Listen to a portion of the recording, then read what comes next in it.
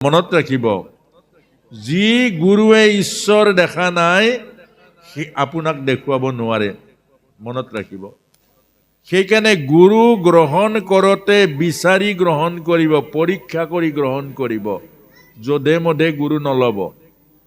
ভাৰতৰ হাততো আছে অনেক দোকানী, নিচিনি কিনিলে মিলিব বিঘিনি। হিৰণ্যকশিপু তপস্যালৈ গ'ল। এখন ভৰিৰ বুঢ়া আঙুলিটোৰ ওপৰত ভৰ দি হাত ওপৰত কৰি তপস্যা কৰিছে। হাজাৰ বছৰ তপস্যা কৰিছে। গাৰ মাংস সম্পূৰ্ণ শেষ হৈ গ'ল, গাঁৱৰ মাংস নাই, অকল হাড়টো আছে, জকাটো। প্ৰশ্নটো হ'ল, নোখোৱা নোবোৱাকৈ 1000 বছৰ তপস্যা কৰিছে, গাৰ মাংস নাই, জীয়াই কেনেকে থাকিলে? অৰ্থাৎ সেই সময়ৰ মানুহৰ প্ৰাণ শক্তি আছিলে মজ্জাৰ ভিতৰত। আজিৰ মানুহৰ প্ৰাণ শক্তি আছে অন্নৰ ভিতৰত। এতিয়া হিৰণ্যকশিপু তপস্যা কৰি থাকোঁতে ওম নমো ব্ৰহ্মদেৱায়, ওম নমো ব্ৰহ্মদেৱায়, এইটো তপস্যা। এতিয়া মন্ত্ৰ যেতিয়া দ্ৰষ্টা হয় অৰ্থাৎ সিদ্ধি হয়, তেতিয়া সেই আবাহন কৰা দেৱতাজন আহিব লাগিব। এইটো নিয়ম। কাৰণ চব দেৱতাও নিয়মত বন্দী, ভগৱান স্বয়ং নিয়মত বন্দী। ভক্তই যদি ভগৱানৰ নাম লয়, ভগৱান আহিব লাগিব। এতিয়া ব্ৰহ্মা আহিলে, এইফালে এইফালে মন কৰি আছেনে? এইফালে মন কৰক। ব্ৰহ্মা আহিলে, ব্ৰহ্মা আহি কমণ্ডলুৰ পানী ছটিয়াই দিলে। পুনৰ বজ্ৰময় শৰীৰ আকৌ গঠন হ'ল। তেতিয়া সুধিলে, তই ইমান কঠোৰ তপস্যা, কঠোৰে, গাৰ মাংস শেষ হৈ গৈছেগে, অকল জকাটো আছে, তে ইমান কঠোৰ তপস্যা কিয় কৰিছ? কি লাগে তোক?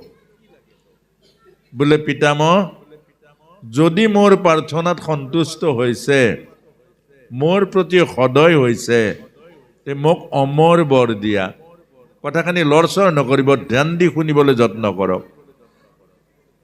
যেতিয়া ক'লে অমৰ বৰ দিয়া, তে ব্ৰহ্মাই ক'লে ময়ো অমৰ নহয়, মই অমৰ বৰ দিব নোৱাৰো। মনত ৰাখিব, যি গুৰুৱে ঈশ্বৰ দেখা নাই সি আপোনাক দেখুৱাব নোৱাৰে। মনত ৰাখিব। সেইকাৰণে গুৰু গ্ৰহণ কৰোঁতে বিচাৰি গ্ৰহণ কৰিব, পৰীক্ষা কৰি গ্ৰহণ কৰিব। যধে মধে গুৰু নল'ব। ভাৰতৰ হাততো আছে অনেক দোকানী, নিচিনি কিনিলে মিলিব বিঘিনি। গুৰুজনাই লিখিছে, এনেই লিখা নাই। যি অমৰ নহয় সি অমৰ বৰ দিব পাৰিব জানো? হিৰণ্যকশিপুৰ এইটো প্ৰথম ভুল হ'ল। কয়া ধুৱে বুজিছিলে, স্বামী সেৱাৰ কাৰণে নকলে। আৰু খং উঠি থকা মানুহক বুজাই লাভ নাই, সি বুজালেও নুবুজে। অহংকাৰ আহি থকা মানুহক বুজাই লাভ নাই, বুজালেও নুবুজে। তাৰ পাছত লাগি থাকিলে লাভ নাই, আপোনাৰ গোটেই আয়ুস যাব, সি নিবুজিব। আমাক বুজাইছে। সেইকাৰণে অহংকাৰী অভিমানী মানুহক এদিন নিজে বুজাব, নিজেই বুজিব। এতিয়া হিৰণ্যকশিপুৱে গৈ ব্ৰহ্মাই যেতিয়া ক'লে অমৰ বৰ মই দিব নোৱাৰো, মই নিজে অমৰ নহয়। যি গুৰুৱে লোভ এৰিব নোৱাৰে, মোহ এৰিব নোৱাৰে, আপোনাক কেনেকৈ লোভ মোহ এৰুৱাব? গুৰু 2 প্ৰকাৰৰ আছে, এক হ'ল বৃহস্পতি, এক হ'ল শুক্ৰাচাৰ্য। শুক্ৰাচাৰ্য দৈত্যৰ গুৰু, তও খা ময়ো খাওঁ, তোৰো হওক মোৰো হওক, এইটো দৈত্য গুৰু। আৰু বৃহস্পতি গুৰু নহয়। বৃহস্পতি গুৰু হ'ল পৰমাৰ্থ। অহংকাৰ হ'লে গুৰুৱে এৰি থৈ গুচি যাব। লেনদেন নকৰে। ইয়াক বৃহস্পতি গুৰু, দেৱগুৰু। ষষ্ঠ স্কন্ধ ভাগৱতত সেই কথাটোৱে দেৱগুৰু ইন্দ্ৰৰ এৰি থৈ গুচি গ'ল বৃহস্পতিয়ে, সেইকাৰণে স্বৰ্গৰাজ্য নষ্ট হৈ গ'ল। এই কথাটোকে বুজাইছে। শেষত গৈ ক'লে এতিয়াতো ভুল হৈ গ'ল, ইমান বছৰ হাজাৰ বছৰ সাধনা কৰি ব্ৰহ্মা আহিলে, তেতিয়া ক'লে অইন বৰ কিবা এটা ল। হিৰণ্যকশিপুৱে চিন্তা কৰিলে অমৰ বৰ নহ'লেতো মোৰ কাম নহ'ব, তেতিয়া এটা বুদ্ধি লগালে। আপোনাক মোক কৈছে বুদ্ধি কৰি জীয়াই থাকিব নোৱাৰে, ঈশ্বৰৰ কৃপাত জীয়াই থাকে মানুহ, ভুল নকৰিব। আমাৰ খাদ্য ভাল খাওক, চিন্তা ভাল কৰক, মেডিচিন বিচাৰ টিভিৰ ওচৰত বহি নাথাকিব। কোনো ডক্তৰে আপোনাক জীয়াই ৰাখিব নোৱাৰে, ডক্তৰো মৰে। বেমাৰ হোৱাৰ পাছত চিকিৎসা কৰিম বুলি ভাবি নাথাকিব, বেমাৰ নোহোৱা ব্যৱস্থা কৰক।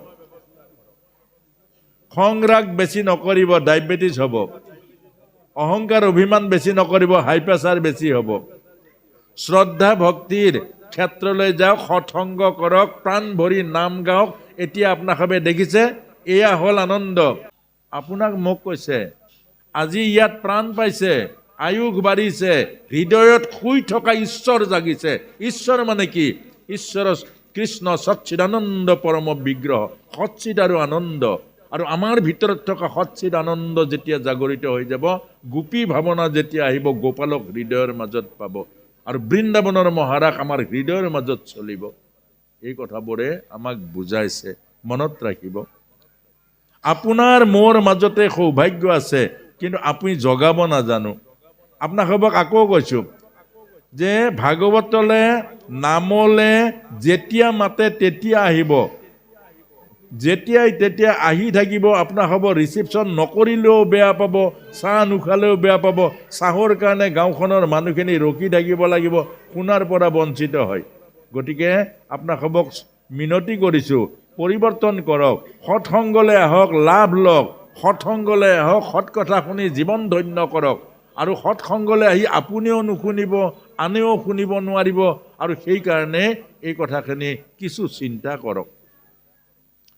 এতিয়া ব্ৰহ্মাক ক'লে তেতিয়াহ'লে এনেকুৱা এটা বৰ দিয়া পিতামহ, দিনত নমৰো, ৰাতি নমৰো, অষ্টত নমৰো, ষষ্ঠত নমৰো, পানীত জলত নমৰো, স্থলত নমৰো, আৰু তুমি সৃষ্টি কৰা কোনো প্ৰাণীৰ হাতত নমৰো।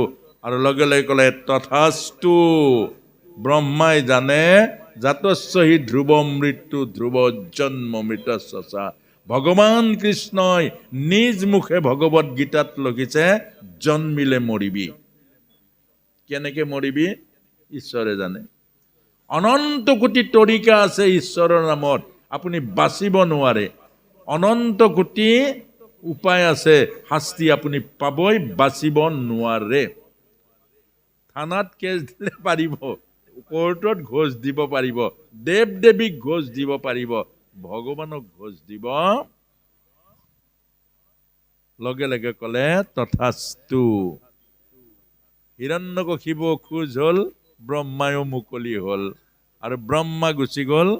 আৰু তাৰপিছতে হিৰণ্যকশিপুৱে আনন্দত আত্মহাৰা হ'ল। কি আনন্দ? অমৰ বৰ মই লাভ কৰিলো। প্ৰথম কাম কি? ভগৱানক বিচাৰি যোৱা। ভগৱানক বিচাৰি গ'ল। ভগৱানক বিচাৰিলে স্বৰ্গ মৰ্ত্য পাতাল বৈকুণ্ঠ পালে, ভগৱান নাই। কেলে? ভগৱানে হিৰণ্যকশিপুৱে ভাবিলে মই যেতিয়া অমৰ বৰ পালো, ভগৱান হাত ফেল কৰি মৰি থাকিলে। অৰ্থাৎ ভগৱানক হিৰণ্যকশিপুৱে কিয় নাপালে? বৰ ডাঙৰ কথা, ক'বলৈও ভাল নালাগে, ক'বলৈও ভাল নালাগে। আপুনি মই পাইছো নাই ভগৱানক? আপুনি মই ভগৱানক পাইছো নাই? নাই পোৱা। আপুনি মই কিয় পোৱা নাই? তাৰমানে আপুনি মই হিৰণ্যকশিপু। হিৰণ্যকশিপুৱে নাপালে, হয় নহয়? আচ্ছা, প্ৰহ্লাদে চবতে দেখিছেন নাই? দেখিছে। এতিয়া প্ৰহ্লাদ শুদ্ধ ভক্ত, আমি বৰ ভকত, কিন্তু আমি দেখা নাই, ভগৱানক নাপাওঁ। সেইকাৰণে আমি শুদ্ধ ভক্ত নহয়। হয় নহয় প্ৰভু? আৰু ইয়াত বেলেগ প্ৰমাণ লাগিছে জানো? যে ভগৱান হ'ল ভক্ত, ভক্তই সকলোতে ভগৱান দেখা পাইছে। আপুনি ময়ো ভক্ত, আমি দেখা নাই। তাৰমানে আপোনাৰ আৰু মোৰ মাজত কি আছে? প্ৰহ্লাদ সাধনাৰ ভক্ত, আমি ড্ৰেছে পোছাকে ভক্ত, এইটোৱে পাৰ্থক্য। শেষত গৈ এতিয়া কিয় নাপালে হিৰণ্যকশিপুৱে? বাহিৰত বিচাৰে ভগৱানক, ভিতৰত নিবিচাৰে, এইকাৰণে নাপালে। আৰু প্ৰহ্লাদে বাহিৰত নিবিচাৰে, ভিতৰত বিচাৰে, এইকাৰণে পালে। এতিয়া আজি মন্ত্ৰটো শিকিলেতো, সেইকাৰণে সন্তই কৈছে, দেখো ভাই आज समझ में आ गया ना, अंदर में भगवान रहता है, बाहर में मत खोजना, बाहर में नहीं मिलेगा भगवान को, भगवान तो अंदर में रहता है, अंदर में खोजो। सुबह सुबह भगवान अंदर में देखो, ये हृदय में बैठा हुआ मेरे भगवान, ये हृदय में बैठा हुआ मेरे भगवान, मुझे दिक निर्णय करो, सारा दिन में तुम्हारा सेवा में लागू। এইজন ভগৱান, অৰ্থাৎ আমাক বুজাইছে, মনত ৰাখিব, আজিৰ পৰা কৈছে বাহিৰত ভগৱান বিচাৰি নকৰিব। আকাশ ভগৱান, বতাহ ভগৱান, হাৱা ভগৱান, পানী ভগৱান। সেইকাৰণে বস্ত্ৰহৰণ লীলাত ভগৱানে গোপীক কৈছিলে যে বাহিৰত কোনোবাই দেখিব বুলি আহিবলৈ লাজ কৰিছা, পানীত মই নাই, জলৰূপী নাৰায়ণ মই জলতে আছো। জলৰূপী নাৰায়ণ মই জলত আছো, আকাশৰূপী নাৰায়ণ মই আকাশ মোৰ ব্যাপক হৈ আছো। এই বায়ু হ'ল ভগৱান আৰু মই বায়ুৰূপে ভগৱান আছো। ক'ত ভগৱান নাই? ক'ত ভগৱান নাই? ইদং ব্ৰহ্মময় জগত। আৰু শেষত গৈ ঘূৰি আহিলে, প্ৰহ্লাদক কোলাত বহুৱাই দিলে। প্ৰহ্লাদক কোলাত বহুৱাই দিলে, কয়া ধুৱে ক'লে, ইয়া তোমাৰ পুত্ৰ। ক্ষীৰৰ ঘ্যান কৰিলে, মৰম কৰিলে, বুকুত সাৱটি ল'লে। শেষত গৈ পঠিয়ালে, সন্ধমৰ্কক মাতি আনিলে মাষ্টৰ, আৰু দুইজনকে দিলে যে শিক্ষা দিবৰ কাৰণে। আৰু প্ৰহ্লাদে গৰ্ভতে শিক্ষা পাইছে কি? শ্ৰীমন্নাৰায়ণ নাৰায়ণ নাৰায়ণ, শ্ৰীমন্নাৰায়ণ নাৰায়ণ নাৰায়ণ, শ্ৰীমন্নাৰায়ণ নাৰায়ণ নাৰায়ণ, শ্ৰীমন্নাৰায়ণ নাৰায়ণ নাৰায়ণ, শ্ৰীমন গাওক, অলপ অলপ গাওক। শ্ৰীমন্নাৰায়ণ নাৰায়ণ নাৰায়ণ, শ্ৰীমন্নাৰায়ণ নাৰায়ণ নাৰায়ণ, লক্ষ্মী নাৰায়ণ নাৰায়ণ নাৰায়ণ, লক্ষ্মী গাওক, ভালকে গাওক, ভাল পাব লক্ষ্মী নাৰায়ণ। লক্ষ্মী নাৰায়ণ নাৰায়ণ নাৰায়ণ, লক্ষ্মী। পিতৃয়ে দিয়া শিক্ষা গ্ৰহণ নকৰাৰ কাৰণে আমাৰ আজিকালি পিতৃবোৰো তেনেকুৱা, হিৰণ্যকশিপুৰ নিচিনা। তই ডক্তৰ হ'ব লাগিব, ডক্তৰত ঢেৰ পইচা আছে বোপাই, যেনে তেনে ঘোচ ঘাচ দি হ'লেও 2 নম্বৰী কৰি হ'লেও তই ডক্তৰ হ'ব লাগিব। ওচৰৰ ঘৰত যাব নালাগে, দদায়ৰৰ ঘৰত যাব নালাগে, নামঘৰত যাব নালাগে, সৎসংগলৈ যাব নালাগে, অকল যিকোনো প্ৰকাৰে ডক্তৰ হ'ব লাগে পইচাৰ কাৰণে। আমি বৰ তেনেকুৱা বনাইছোঁ এতিয়া। এইটো হিৰণ্যকশিপু। আপোনাৰ ল'ৰাটো কিজানি স্বামী বিবেকানন্দ হ'বলৈ বিচাৰিছে। মনত ৰাখিব, আমি অকল টকাৰ পাছত দৌৰিছোঁ, ল'ৰা ছোৱালীক টকাৰ কাৰণে বলিদান কৰিছোঁ। দদায়কৰ ঘৰত যোৱা বন্ধ, সৎসংগলৈ যোৱা বন্ধ, কোনো সামাজিক কামত যোৱা বন্ধ, নামঘৰত যোৱা বন্ধ, অকল পৰ পৰ পৰ পৰ পৰ পৰ পৰ পৰ, টকা লাগে টকা লাগে টকা লাগে। আৰু সেইকাৰণে পাছত গৈ বাপেককো চোৱা বন্ধ, টকা খৰচা হ'ব। সেইকাৰণে আমাক বুজাইছে, হিৰণ্যক্ষৰ স্বভাৱটো আজিকালি আমাৰ পিতৃ মাতৃসকলৰ হৈছে। শেষত গৈ হিৰণ্যকশিপুৱে মাৰিবৰ ব্যৱস্থা কৰিলে। হাতীৰে গছকালে, নমৰিলে, জুইত দিলে, নমৰিলে, টপত তেলত দিলে, নমৰিলে, পাহাৰৰ পৰা দলিয়াই দিলে, নমৰিলে। এতিয়া প্ৰহ্লাদ কেলে নমৰে বাৰু? আমাৰ এতিয়া শিক্ষিত ডেকাসকল আছে, আপোনালোকে ধৰ্ম এইকাৰণে বিশ্বাস নকৰে, আপোনালোকে এইটো বিশ্বাস নকৰে। কেলে নমৰিব? কেলে নমৰে কওক? অৰ্থাৎ প্ৰহ্লাদ হৈ থকা নাই, এই কাৰণে নমৰে। বাপেকে ইমান শাস্তি দিছে, খং উঠা নাই। বাপেকে ইমান শাস্তি দিছে, বেয়া পোৱা নাই। কেলে? যেতিয়া মানুহ বডি কনচিয়াছত থাকে, তেতিয়া মানুহ খং উঠে, তেতিয়া মানুহৰ ক্ৰোধ আহে, তেতিয়া মানুহে মৃত্যুবৰণ কৰে। যেতিয়া মানুহ সোল কনচিয়াছ হয়, আত্মাত থাকে, আত্মাৰ মৃত্যু নাই, আত্মাৰ জন্ম নাই, আত্মাৰ খং নুঠে, আত্মাৰ কোনো বিকাৰ নহয়। সেইকাৰণে আমাক আধ্যাত্মিকতা মানে হ'ল সোল কনচিয়াছ, আৰু ভৌতিকতা মানে হ'ল বডি কনচিয়াছ। এতিয়া আপোনাক সবে আৰু এটা প্ৰমাণ চাব পাৰে, বোলে এইটোতো শাস্ত্ৰই কৈছে, সঁচা হয় জানো?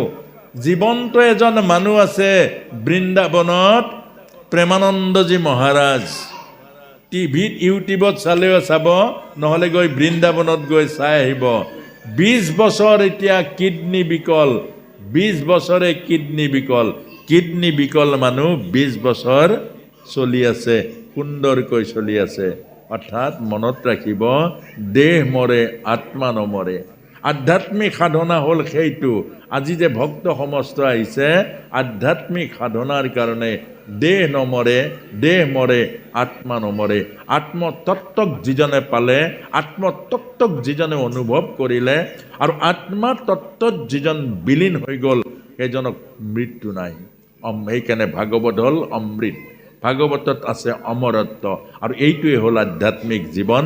আৰু সেইটোৱে শেষত গৈ হিৰণ্যকশিপুৱে নিজৰ পুত্ৰ প্ৰহ্লাদক কৈছে, আৰে তই নমৰ কেলে? বোলে ভগৱানে ৰাখিছে। ভগৱান ক'ত আছে? বোলে প্ৰহ্লাদে, সকলোতে ভগৱান আছে। ইদং ব্ৰহ্মময় জগত। মই কিয় দেখা নাই? চকু থাকিলে নেদেখে, পোহৰ লাগিব। এই আন্ধাৰ ৰুম এটাত ভৰাই দিলে আপোনাৰ চকু আছে, দেখিব জানো? তাত লাইট জ্বলাব লাগিব, তেতিয়া দেখিব।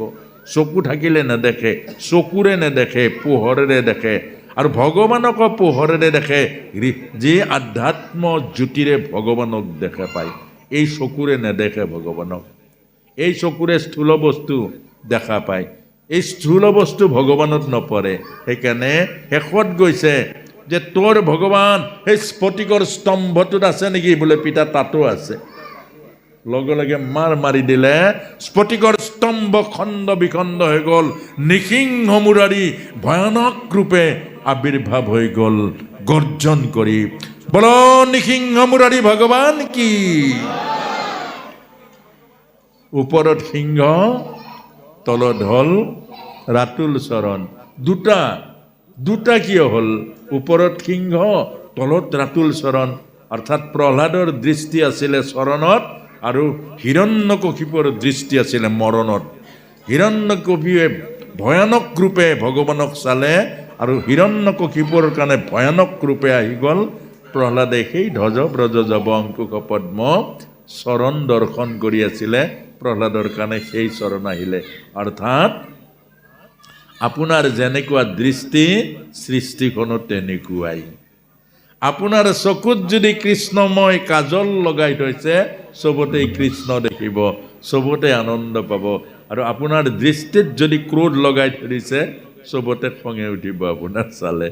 সেইকাৰণে আমাক কৈছে, যেনেকুৱা দৃষ্টি তেনেকুৱা সৃষ্টি। এই জগতখনত কোনো কালাৰ নাই, ৰং নাই। আপোনাৰ মোৰ চকুৰ ৰঙেৰে জগতখন দেখিছোঁ। সেইকাৰণে আপুনি মই বিচাৰ কৰিছোঁ, এইজন বেয়া, এইজন ভাল, এইজন অমুক, এইজন তমুক, যে আমাৰ দৃষ্টিবোৰ শুদ্ধ নহয়। গতিকে এই কথাটোৰ কাৰণে আজিৰ শ্ৰীমদ ভাগৱত মহাপুৰাণৰ এই ভগৱান গোপাল লীলাৰ মাজেৰে, এয়া লীলা, ইয়াত এইটোৱে ভগৱানৰ লীলা। গতিকে আমাক দিয়াৰ উদ্যোক্তাসকলে দায়িত্ব, আজি 5 বছৰৰ পাছত আমাক মৰমেৰে তাৰমানে 5 বছৰ যদি আমাক নিয়মমতে পাহৰিবই লাগিছিলে, আকৌ 5 বছৰৰ পাছত মনত কৰিলে উদ্যোক্তাসকলে এইবাৰ মাতিলে আপোনালোকক সেৱা কৰিবৰ কাৰণে। গতিকে উদ্যোক্তাসকলক এই ব্যাসপীঠৰ পৰা ধন্যবাদ আৰু কৃতজ্ঞতা যাচিছোঁ।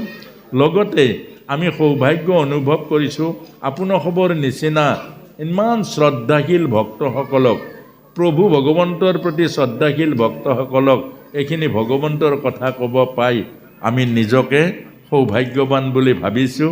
আৰু লগতে ইমান বয়োজ্যেষ্ঠ ভকতসকল, বিভিন্ন জাগাত বয়োজ্যেষ্ঠ ভকত পাবলৈ নাই, 60 বছৰতকৈ বয়স আজিকালি নায়েই প্ৰায় মানুহৰ। গতিকে ইমান বয়োজ্যেষ্ঠ ভকতসকলে ইমান সুন্দৰকৈ প্ৰভুৰ প্ৰতি ইমান গভীৰ শ্ৰদ্ধা বিশ্বাসেৰে কথাখিনি শুনিছে, তাৰ কাৰণে আমাৰ শিৰ দুৱাই ভকতসকলৰ চৰণত সেৱা যাচিছোঁ।